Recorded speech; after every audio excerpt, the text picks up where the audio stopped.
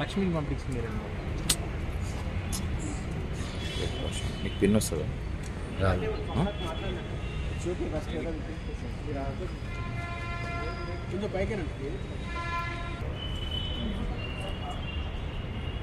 Location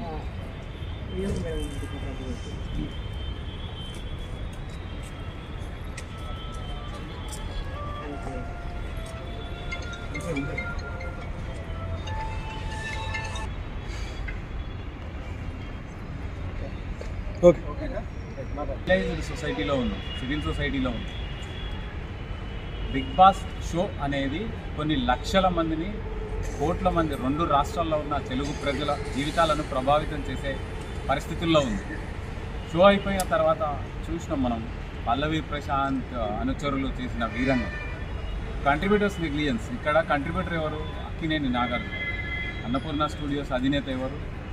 తాను కదా control చేయాల్సింది ఆ విషయాన్ని. 779, 780 క్రైమ్ నెంబర్లు 2 బుక్ చేసినారు. అందులో నాగార్జున పేరు ఎక్కడా లేదు. అంటే నిర్లక్ష్యం, నిర్వాహకుల నిర్లక్ష్యం తెలుగు ప్రజల జీవితాలను ప్రభావితం చేసే పరిస్థితుల్లో ఉంది. షో అయిపోయిన తర్వాత చూసినాం మనం పల్లవి ప్రశాంత్ అనుచరులు చేసిన వీరంగం.